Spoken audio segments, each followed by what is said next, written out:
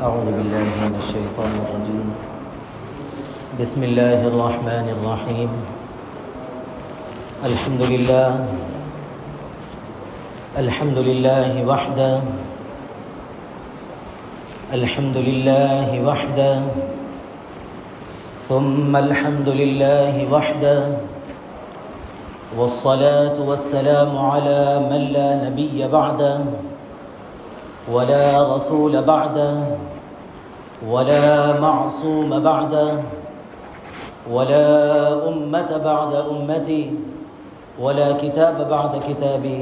أما بعد. انتہائی واجب الاحترام، قابل صد احترام بزرگان دین، نوجوانان اہل سنت، السلام علیکم ورحمۃ اللہ وبرکاتہ. اللہ رب العزت نے جب انسان کو پیدا فرمایا تو اس کے اندر 4 قسم کے مادے رکھے. سب سے پہلی چیز یہ کھانا پینا، پہننا اوڑھنا، اور پھر مکان گھر وغیرہ، اور پھر باہمی انس و محبت. یہ اللہ نے ہر انسان کے اندر رکھے ہیں. غور کیجئے کہ جب بچہ پیدا ہوتا ہے تو سب سے پہلے جو روتا ہے وہ کس لیے روتا ہے؟ کیا وہ کپڑے کے لیے روتا ہے یا گھر کے لیے روتا ہے؟ سب سے پہلے وہ جو روتا ہے تو وہ کھانے پینے کے لیے روتا ہے. اور اسی کھانے پینے کے لیے بازار قائم ہو رہا ہے، کاشتکاری ہو رہی ہے، مختلف قسم کی چیزیں ہو رہی ہے. کیوں؟ کہ اس آدم ذات کو کھانے کے لیے کھانا مل جائے.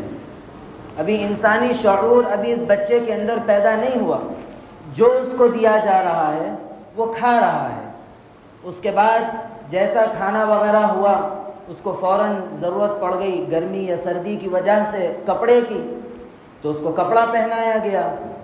پھر اس کے بعد دھوپ سے، بارش سے بچانے کے لیے اس کے لیے گھر کا انتظام ہوا. اب یہ گھر کا انتظام ہوا، پھر اس کے بعد وہ جیسا جیسا بڑا ہونے لگا تو وہ اپنے ہم عصروں کو تلاش کرتا ہے، یعنی اپنے ہم عمر لوگوں کو تلاش کرتا ہے. اگر اس کی عمر 10 سال ہے تو وہ کبھی بھی علماء صلحاء کی مجلس میں بیٹھنے کی فکر نہیں کرے گا، بلکہ وہ اپنے ہم عصروں کی محفل میں بیٹھنے کی فکر کرے گا، دوست بنائے گا. اس کا دوست بڑی عمر کا نہیں ہوگا بلکہ اس کا دوست اس کا ہم عمر ہوگا. یہ اللہ نے انسان کے اندر رکھا. پھر جیسا جیسا انسان ترقی پایا، اس کو عقل آئی، تو پھر وہ یہ کہنے لگا پہلے تو کھانا تو پہلے بھی تھا، اب بھی ہے، لیکن اب میں کھاؤں گا تو عمدہ قسم سے کھاؤں گا، میری آنکھ کو بھی اچھا دکھے، زبان کو لذت بھی آئے.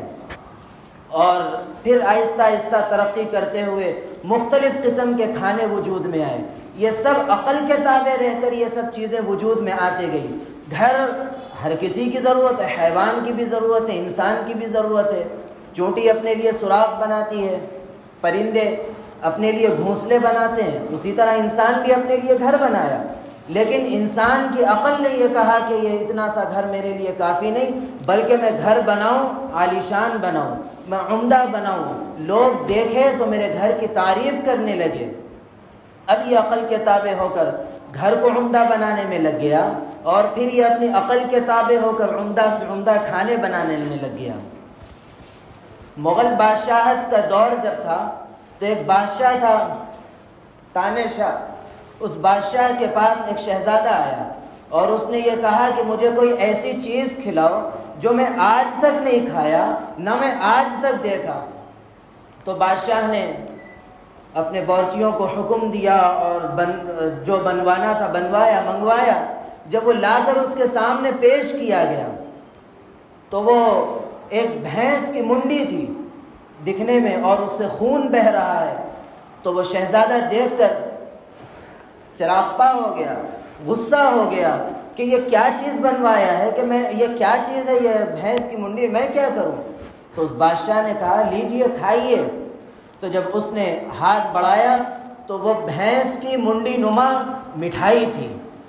وہ اس کو ایسے نقش و نگار کے اندر بنایا تھا کہ وہ دکھنے میں تو بھینس کی منڈی تھی اور اس سے خون بہہ رہا ہے، لیکن مٹھائی تھی۔ یہ انسان جیسا جیسا عقل کے تابع ہوتا گیا، ترقی کرتا گیا، اس کو عقلی شعور آتے گیا، وہ عمدہ قسم کے کھانوں کی طرف گیا۔ آدمی کو روٹی اور ایک سالن سے پیٹ بھر سکتا تھا، لیکن اس نے مرغ اگر تل بھی لیتا تبھی کھا سکتا تھا، لیکن اس نے مختلف اقسام سے تلوائے، مختلف اقسام کے بنوا کے کھائے۔ کیوں؟ اس نے عقل کی مان کر اس نے مختلف قسم کی چیزوں کو بنوایا اور پھر کھایا۔ اس طرح انسان ترقی کرتا گیا، مختلف چیزیں اس کے پاس آتی گئی، اور پھر جب انسان ایک عمر کو پہنچا، 20 سال 15 سال کی عمر کو جب پہنچنے لگا، اس کے اندر باہمی انس نے اللہ نے تو بچپن سے رکھا تھا، لیکن جب یہ وقت بڑھتا گیا تو اس نے اپنے ہم عصروں کو تلاش کرتا گیا۔ جب عمر بڑھتی گئی، اسی طرح جب 15-20 سال کی اس کو عمر ہو گئی، اس وقت بھی اس کے اندر یہ مادہ ضرور تھا باہمی انس و محبت کا۔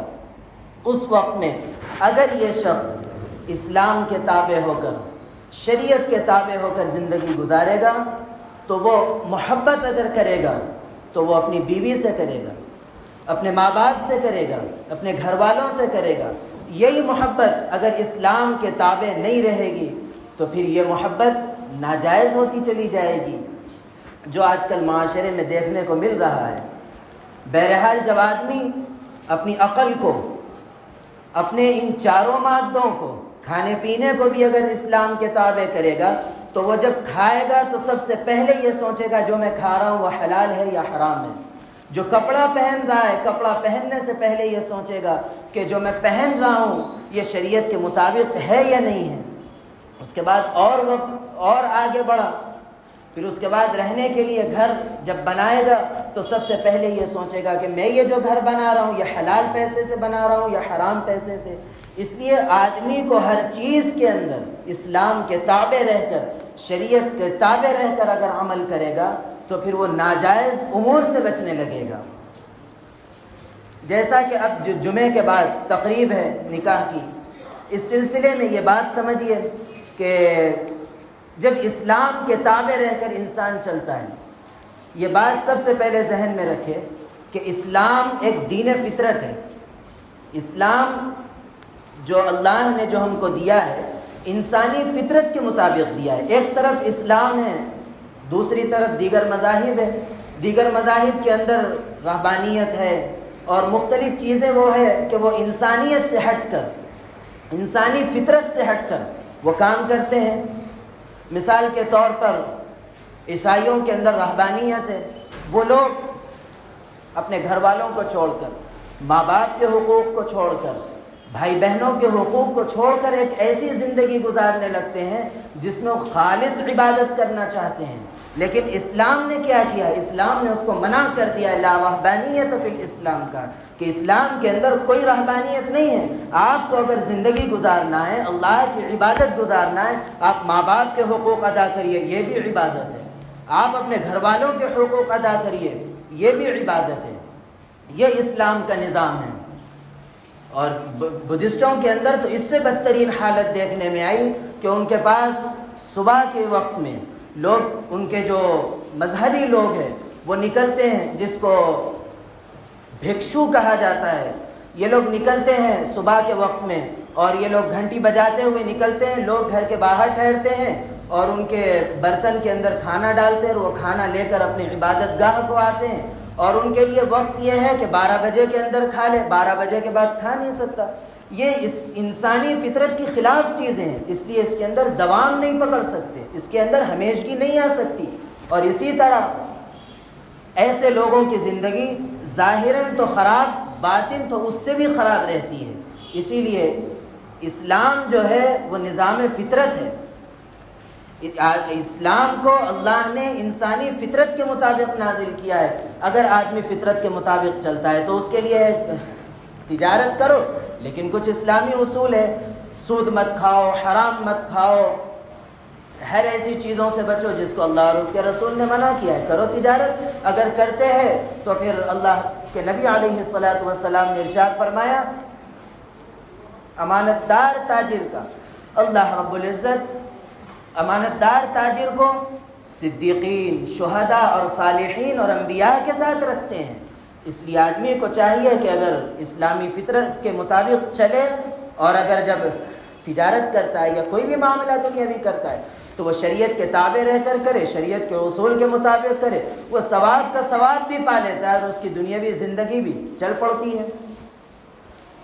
اور دوسری طرف ایک نظام ہے کہ اللہ نے آدمی کے اندر خواہشات رکھے ہیں، جب وہ خواہشات کو پورا کرنے کی ضرورت پڑی تو ایک طرف اسلامی نظام ہے، ایک طرف یورپین نظام ہے۔ یورپین نظام جب چاہے جہاں چاہے اپنی خواہشات کو پورا کرتا ہے، تو کتے بلیوں میں اور انسان میں کوئی فرق ہی باقی نہیں رہا۔ اس کا نتیجہ یہ نکلتا ہے کہ ہونے والی اولاد کو نہ باپ پالنے کے لیے تیار ہے نہ ماں پالنے کے لیے تیار ہے۔ اب رہا وہ ہاسٹلوں کے اندر، دواخانوں کے اندر پل جاتے ہیں، اور ایسے بچوں کو نہ ماں باپ کی محبت ملتی ہے، نہ خالہ کی، پھوپھو کی، چچا کی محبت ملتی ہے۔ اسلام نے جو نظام بنایا، اس نظام کے تحت بچے کو ماں باپ کی محبت ملتی ہے، ماں باپ کی تربیت ملتی ہے، اور پھر اسی طرح اس کو اپنے رشتہ داروں کی محبت، ایک خاندان بنتا ہے۔ اسلامی نظام سے ہٹے نہ خاندان بن پڑتا ہے، نہ اس کو کوئی رشتہ دار اس کے پاس رہتا ہے، نہ وہ اپنے رشتہ داروں کو پہچانتا ہے۔ تو اسی لیے آدمی کو یہ چاہیے کہ اسلامی نظام جو اللہ نے دیا ہے اس کا شکر ادا کرے اور اس پر عمل کی کوشش کرے۔ جب اللہ نے ایک رشتہ دیا، میاں بیوی کا رشتہ، اس سلسلے میں بنیادی یہ بات ذہن میں رکھیں، شوہر پر شفقت واجب اور بیوی پر اطاعت واجب ہے۔ شوہر ہمیشہ شفقت کرے۔ یہ جو بچی آ رہی ہے یہ ایسے ہی نہیں آ رہی ہے، یہ اپنے ماں باپ کی محبتوں میں پل کر بڑی ہوئی سو بچی ہے، یہ اپنے بھائی بہنوں کی محبتوں میں رہی سو ہے، اور یہ بچی اچھا کھا کر ماں باپ نے اس کی ہر خواہش کو پورا کیا۔ اگر ہم لا کر یہاں اگر ظلم کرتے ہیں تو یہ سراسر ایک انسانیت تو نہیں ہے، بلکہ یہ ایک کمینگی اور رذالت والی بات ہے کہ بچی کو لا کر ظلم کرتے ہیں۔ انتہائی نامناسب بات ہے۔ اسلامی اصول اور اسلامی تعلیمات ایسے نہیں ہیں۔ اس لیے جب وہ آتی ہے تھوڑا بہت اونچ نیچ ہوتی ہے، برداشت کیجئے، صبر کیجئے، لے کر چلتے ہیں تو پھر زندگی سنورتی ہے۔ یہ دو صرف اشخاص رہتے ہیں، ایک میاں ایک بیوی، صرف دو فرد ہے، لیکن یہ دو فرد دو خاندان کو ملانے کا کام کرتے ہیں۔ اسی لیے یہ دو کو چاہیے کہ ایسے رہے کہ یہ دو خاندان کو ملانے کا ذریعہ بنے، ایسا نہ ہو کہ یہ دو خاندان کو توڑنے کا ذریعہ بنے۔ ان دونوں میں آپس میں محبت ہوگی، مودت ہوگی تو پھر دو خاندانوں میں محبت رہے گی، دو خاندانوں میں مودت رہے گی۔ اگر یہ دو میں محبت نہیں رہی، یہ دو میں جھگڑا رہا تو دو خاندان بکھر کر رہ جائیں گے، دو خاندان ٹوٹ کر رہ جائیں گے، ان دو خاندانوں کے اندر دشمنی پیدا ہونے لگ جائے گی۔ اسی لیے اہم یہی دو لوگ ہیں، اسی لیے انہی دو لوگوں کو محبت کے ساتھ، مودت کے ساتھ زندگی گزارنی چاہیے۔ ایک اطاعت کے ساتھ زندگی گزارے، ایک شفقت کے ساتھ زندگی گزارے، نہ اس کو اس سے تکلیف ہوگی نہ اس کو اس سے تکلیف ہوگی۔ آج ہم یہ چاہتے ہیں کہ بیوی میرے تابع رہے، بیوی یہ چاہتی ہے کہ شوہر میرے تابع رہے، لیکن اسلامی اصول کیا بتاتا ہے؟ اسلامی اصول یہ ہے الرجال قوامون علی النساء۔ اللہ نے مرد کے ہاتھ کو بلند رکھا ہے۔ کیوں رکھا ہے؟ کیا وجہ ہے؟ اس کی وجہ یہ ہے کہ یہ مرد اس کے ساتھ شفقت کرے، اس کا پورا نان و نفقہ برداشت کرے۔ یورپین ماحول کو دیکھیے کہ وہ بھی کماتا ہے، یہ بھی کماتی ہے، اس لیے دونوں ایک دوسرے کے تابع نہیں ہوتے۔ ہمارے پاس اسلامی اصول یہ ہے کہ ایک کمائے مرد اور وہ اس کا ہاتھ بلند رہے، اس کا ہاتھ اوپر رہے، اور بیوی گھر میں رہے، گھر کے کام کاج سنبھالے، بچوں کی تربیت کرے۔ یہ اللہ کا بنایا ہوا نظام ہے جو رسول اللہ صلی اللہ علیہ وسلم کے ذریعے ہمیں دیا گیا ہے۔ اور اللہ کے نبی علیہ الصلاۃ والسلام نے جب حضرت ام حبیبہ رضی اللہ عنہا سے نکاح فرمایا تھا تو یہ مصر کی تھی۔ جب مصر کے کچھ قیدی آئے تو اللہ کے نبی علیہ الصلاۃ والسلام نے یہ کہہ کر ان کو چھڑوا دیا تھا، آزاد کروا دیا تھا کہ یہ میرے سسرالی لوگ ہیں۔ یہ اللہ کے نبی علیہ الصلاۃ والسلام نے محبت کا پیغام دیا۔ جب مرد یہ کہتا ہے قبول ہے تو صرف اس کو وہ اپنی بیوی کو قبول نہیں کرتا ہے، بلکہ وہ بیوی کے بچی کے ماں باپ کو اپنے ماں باپ کے طور پر قبول کرتا ہے، اس کے بھائی بہن کو اپنے بھائی بہن کے طور پر قبول کرتا ہے، اس کے رشتہ داروں کو اپنے رشتہ داروں کے طور پر قبول کرتا ہے۔ کوئی مرد یہ چاہے کہ اپنے ساس سسر کو برا بھلا کہے اور اس کے ازدواجی زندگی سکون سے گزرے، یہ مشکل ہے۔ اس کو چاہیے کہ وہ جس طرح اپنے ماں باپ کا، اپنے رشتہ داروں کا احترام کرتا ہے، لحاظ کرتا ہے، اسی طرح اس کو چاہیے کہ اپنے سسرالی رشتہ داروں کا احترام کرے، ان کا بھی لحاظ کرے، ان کا بھی جو ہے لحاظ کرنا چاہیے۔ اگر ایسی زندگی گزرتی ہے تو یہ کامیاب زندگی گزرتی ہے۔ عموماً جو حالات بگڑتے ہیں اس کی وجہ یہی ہوتی ہے۔ نکاح ایک محبت اور مودت کا ذریعہ ہے، لیکن یہ چیز قائم اور باقی کیوں نہیں رہتی جو دیکھنے میں آتا، اس کی بنیادی وجہ یہ ہے کہ اسلامی اصول، شرعی اصول سے ہم ہٹ کر کرتے ہیں۔ نکاح عبادت ہے، لیکن ہمیں عبادت کم ہوتی ہے اور اس میں گناہ زیادہ کر دیتے ہیں، چاہے جہیز کے نام سے ہو یا گانے بجانے کے نام سے ہو یا فضول خرچی کے نام سے ہو، اس وجہ سے محبت باقی نہیں رہتی۔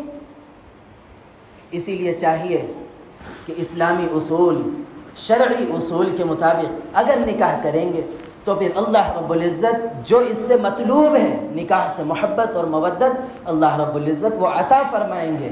اللہ رب العزت کہنے سننے، لکھنے پڑھنے سے زیادہ عمل کی توفیق عطا فرمائیں، عمل کی باتوں پر عمل کرنے، بچنے کی باتوں سے بچنے اور عقیدے کی باتوں پر عقیدہ رکھنے کی توفیق عطا فرمائیں۔ آمین۔ وآخر دعوانا ان الحمد للہ رب العالمین۔